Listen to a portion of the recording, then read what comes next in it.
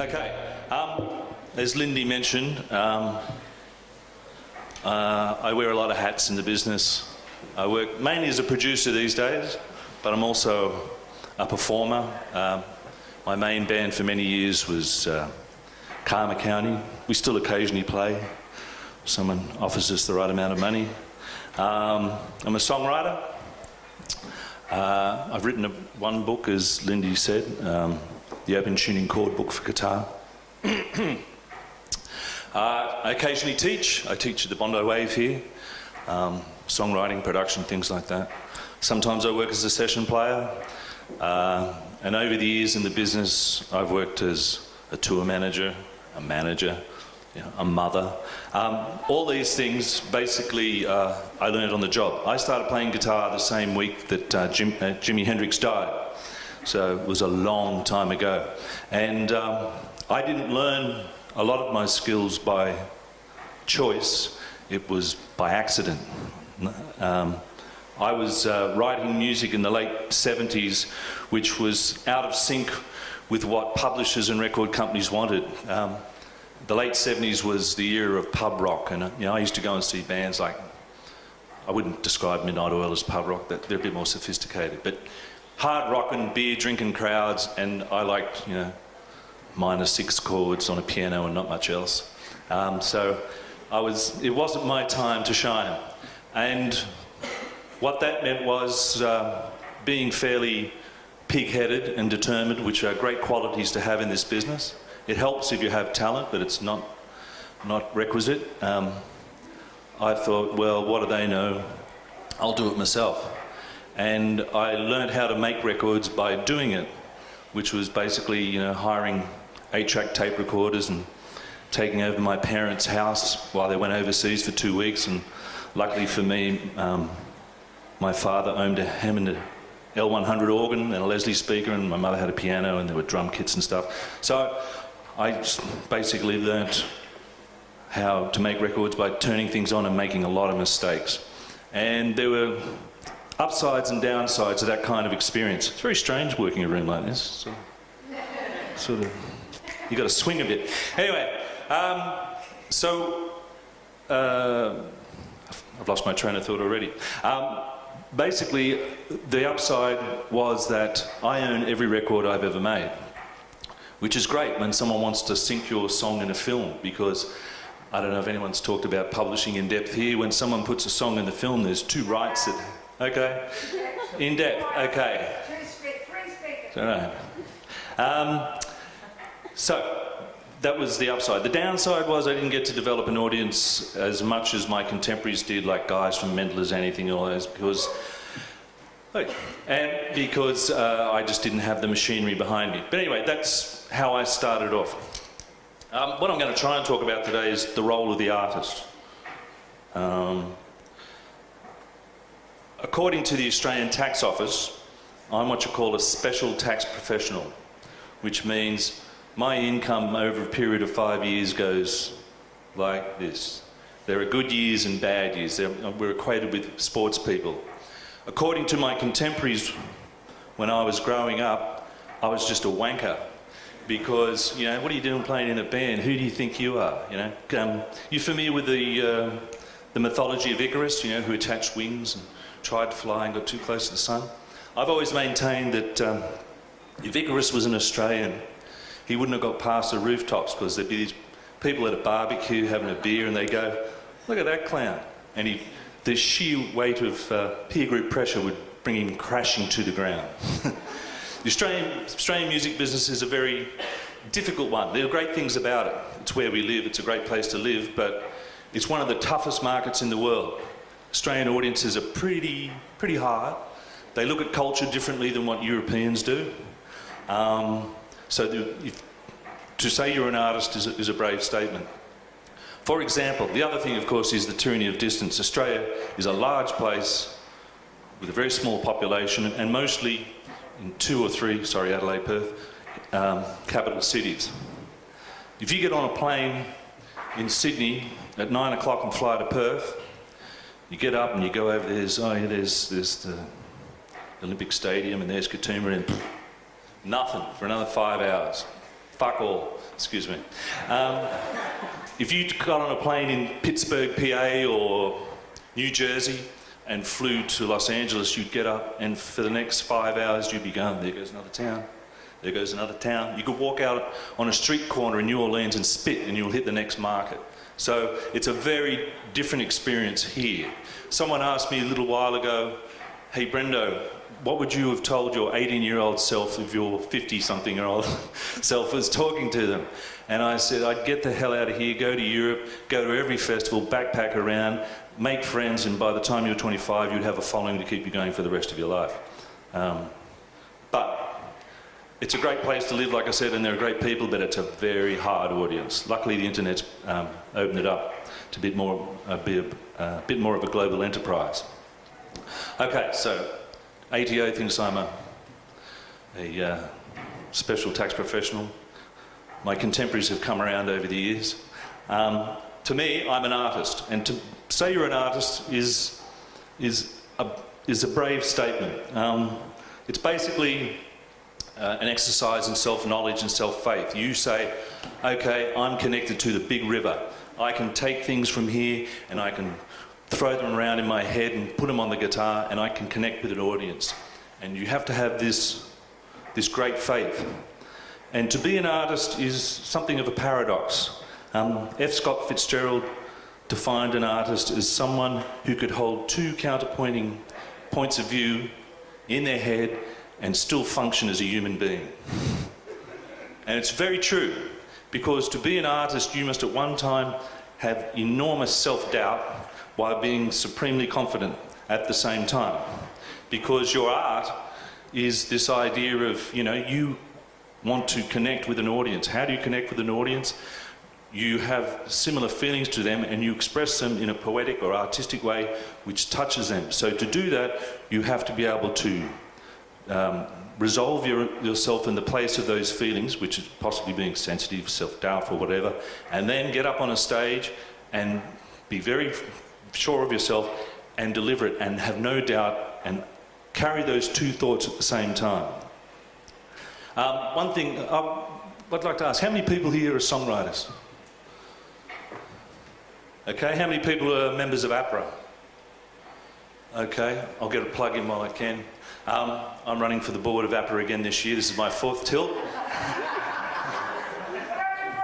The only reason I'm on this program is I leaned on Lindy and I said, I got to raise my profile, put me on.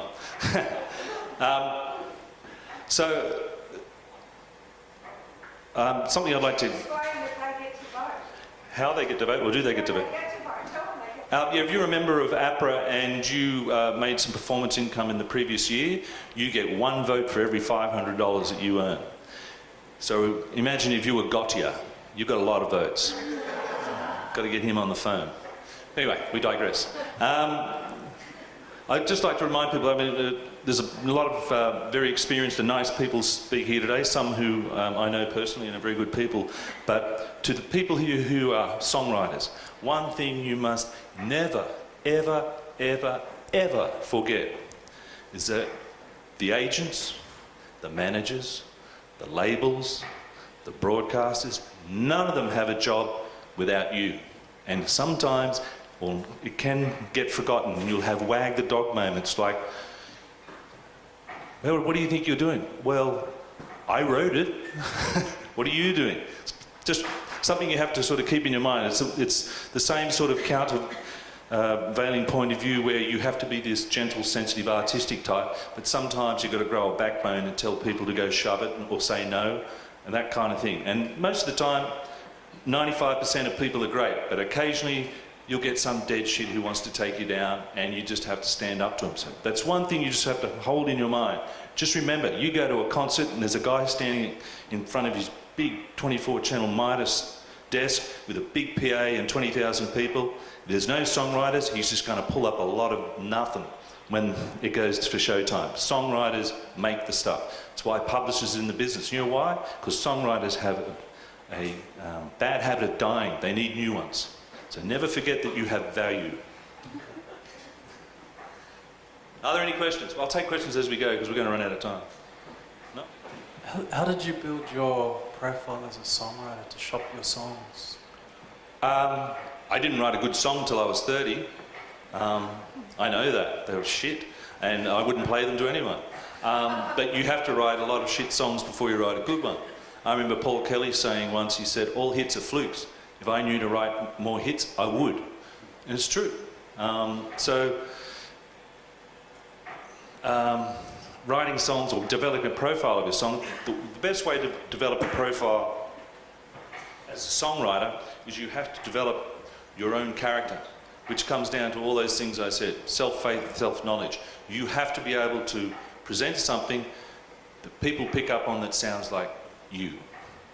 I hear so much music, people send me stuff, and half the time it sounds like a marketing campaign. It's like, get your hand out of my pocket, I want to hear what's coming out of your heart. That's what you do, you have to believe in it.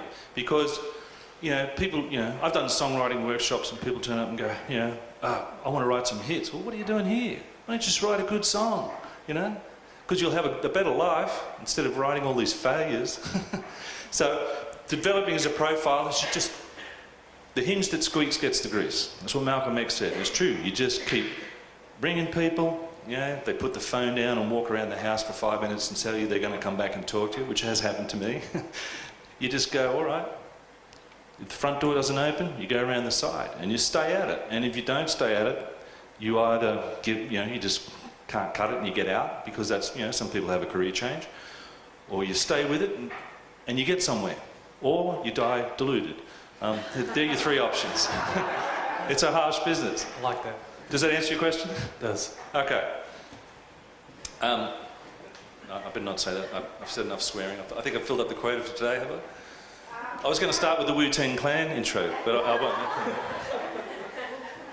won't. Another thing, because basically I'm just going to give you some hard-won lessons, because I've been doing this a long time and I still make a living as a musician.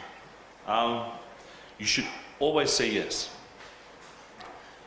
And there's reasons for this. I have a friend in Toronto who has a studio there, who's a bit of a mover and shaker, and he had William Shatner in to do some automatic dialogue replacement, ADR, which is, when in films when they sort of have the love scene and the boom guy falls over and goes off and they don't record what he said to the girl in the bed. Well, William has to come back in and go, I really love you, baby. And then they put it in the film, okay? He asked William, he said, because he was in his early 80s by this stage, what's the secret to your success? And he said, I always say yes. And the reason that is that you can always say yes. Some weirdo turns up backstage and wants to do whatever. You go, yeah, sure, yeah, great. Later on, you can get out of it. But if you say no, you've immediately cut off any opportunity. It could have gone somewhere, it could have gone nowhere. Someone did a survey of millionaires in America when it meant something. I mean, you've got to be a billionaire these days, but it was like 500 millionaires. And they found that the one common principle that these very successful, wealthy people had was that they turned up. And the lesson there is that if you didn't come today, nothing would have happened, absolutely. But you did turn up, and something may not happen anyway, but it could. So you have to be there. Networking is everything. Schmoozing is everything. I was very lucky. I was born with a big mouth, and I like drinking and hanging around with people. So it kind of, you get to know people. And networking is everything. You cannot make it in this business on your own. You have to have allies. And sometimes you have to make allies with people that you may not like, but that's in any kind of business. So what I usually, or have done or found from over the years, is that because I sort of learned my things on the job, meanwhile I went and got an education and got a degree and went back to driving a cab and playing in bands and stuff like that. But one thing I recommend to anyone who goes into this business is that you must develop and know about your craft. So what do? You learn every Beatles song, you learn every Bob Dylan song, and because that will instruct you in how to write songs, or you learn Coldplay or whoever, because if you play other people's music, you pick it up. Pablo Picasso said that talent borrows and genius steals, and it's true. a bum can borrow anything and go, oh, that sounds like David Bowie. But a genius can take it, cover up their tracks and sound like themselves. All great songwriters do it. Johnny Cash, you know, Folsom Prison Blues? He copped a suit for that after about 10 years because he ripped off Crescent City Blues, but you know, he used it in a new way. So you should know everything about your craft. And then if you want to be a sort of fully rounded musician who controls what they do, which is always good to be able to, instead of being subservient to other people, you should learn how music is made. You should learn how Pro Tools works, how to make music, how to organise, how to talk to other musicians, how to write arrangements. And at the same time, you should also learn how the music business works. What's the difference between a master license and a sync license? All those sort of things, because if you know these things, you'll have a much better chance of making a success of it, because occasionally people may use them against you. It's not very often, but trust me, there are people in this, because the reason I asked about the publishing thing was the difference between master rights and sync rights. I occasionally do film composition, and I did a big film a few years ago, and to cut a long story short, the producer of the film, who was on a huge amount of money, you know, 50 times more than what I was making, had no idea what a master license right was, and he kept on trying to give me the rights to something I didn't own, and in the end I went, you know what, you're so dumb, I'll take your money. That was one time and it was kind of handy. So if you don't know that, if you don't know what's going on in how the business works, then you're at a loss. The more you know, the better you can work. I talked about allies. Allies are everything. I mentioned I went to university. I did a degree in communication. And I went straight back to driving a taxi. I've never consciously used it in a job. I've never had an office job. I'm sure I've used it subconsciously, you know, how to dissect the front page of the Sydney Morning Herald by the type of font they use and what a syntam is and things like that. But I met a lot of people. I met people who were working in film. They were young filmmakers who trained there and whatever. And it was those connections that served me greatly over the years. I can tell you of, this is a good example. My phone's full of contacts from over the years, you know, because you connect, keep in touch, and you keep watering the garden, make sure you put this person on the door. Never forget to put someone on the door, especially if it's a journalist or someone in the business. You will earn that undying enmity because they're at the door going, I'm on the list, and they feel diminished because you've left them off. I was at UTS, and there was a guy there who was doing film, and 10 years later I was playing in my band. We wanted to do some videos, so I got him to shoot the video for me. You know, the usual story, we don't have any money, not much, and he got in the boat with us and did it. And actually, if you go online and have a look at these videos that I did with my band Karma County, in every video we did there's a cameo appearance by Costa Georgiadis of Gardening Australia. He was our Hitchcock. He always appeared either as a waiter or walking the dog down the street, just for a couple of seconds. He just lives up the road. Anyway, this friend wanted to get our video cut, and he had this friend, this big bluff guy from southeast Queensland called Scott Gray, and he happened to work in this place called Guillotine in Surrey Hills. And so he introduced me to him, and this guy cut our film for us, did this song called Postcard. It was really great. And then he just happened to be in the right place at the right time about a year later, or about the same time, when Kylie Minogue was in town. And she was doing Big Day Out. And she was looking for someone, or no, her boyfriend at the time then was a video director, and he was looking for someone to cut his video while he was in town, do a bit of work. And so someone went, oh, this guy, Scott at Guillotine, you know, he's in town this weekend, use him. And it just happened to be Alanis Morissette's Ironic that this guy was working on. So my friend got to edit that song. He eventually gets nominated for an MTV, you know, Best Editor Award. He goes to New York, he wins. You know, he wakes up 2 days later on a roof somewhere in Brooklyn. And then he gets a green card, and then he starts moving into the film business. And one of the most important things that musicians can do these days is touch up film editors. I mean, not literally, but yeah, groom them. Because The business is so fractured these days. It used to be, there used to be like 4 radio stations in Sydney, and you give them your record, and everyone had a common experience. It was a linear experience, and the next day you'd be at work, having morning tea and going, man, have you heard that new Heart single, Barracuda? Man, that rocks. Or something like that. That doesn't happen anymore. Everyone's in their own little space, going off into cul-de-sacs with their headphones on the internet. The way to get to people, particularly in the last 10 years, is third-party licensing. Third-party licensing is getting songs into films. Songs in films have enormous power.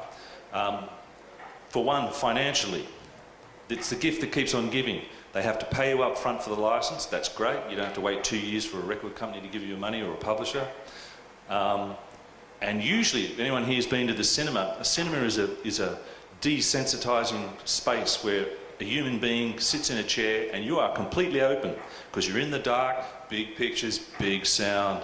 Just imagine, there's some film and it's Russell Crowe and he's broken up with his girlfriend and he's a taxi driver and he's driving down Fifth Avenue at 3 in the morning, and your song comes on and it's a tearjerker. Everyone in the place is just, you're at the mercy of this song, and then before they leave the cinema, they're on iTunes and they've bought it, so you get paid again for that. And when it gets played in this cinema, you get paid for that because there's a performance royalty for it. It's the gift that keeps on giving.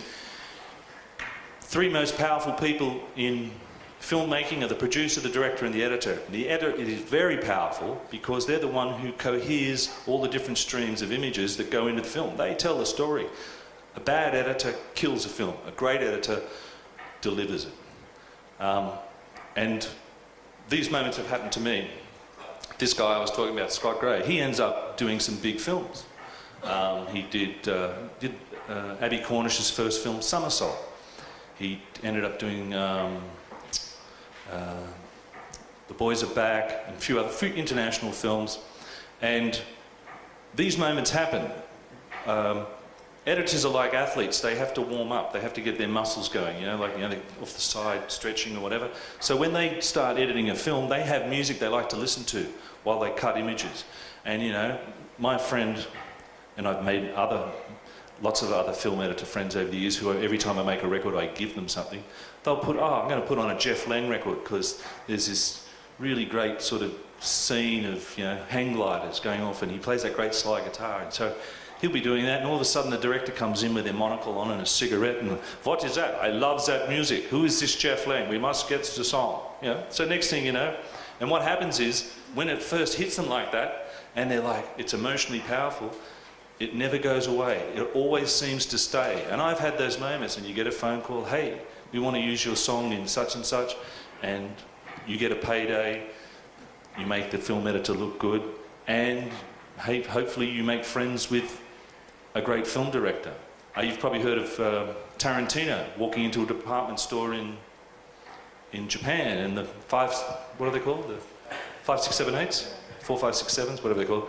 I got to have that record. I got to have that record. And the guy wouldn't give him the record. And next thing, long story short, that song went in the film because it caught him. So I'm very big on recommending people to get in touch at early stages. People, if you're in your early 20s or something, go and make connections with young filmmakers because they need music, and it's just making connections, music. Look after them, they look after you. Have I got to get off soon? Yeah.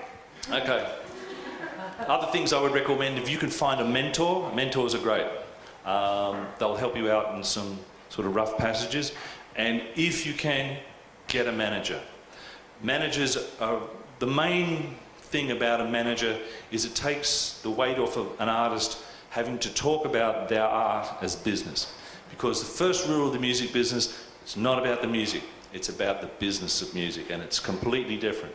And so, unless you're Prince and you're 180% certain that you're a genius, if someone rings you up and wants to book you for a gig, you can't stand there and go, man, I am the greatest songwriter and the greatest, and that you've got to pay me $20,000. Nah, not many people can do that. So it's nice to have that third party point of difference where you go, you want to talk money? I can't talk about money. You have to talk about to my manager. And the manager comes back and goes, isn't he great? Blah, blah, blah, blah. You can't do that. Very important. They just separate you from the filthy lucre, the dirty end of the market, which is the money. Because we're not all in it for the money. I'm not. I couldn't be. I'm in it because I love it. But you don't let on anyone know that, because this is where you have the paradox again of being the soft guy and the tough guy. Never let on that you do it for free. Any questions? Anyone want a beer? So, thank you, Brendan. That was fantastic. Did anyone mention it? No.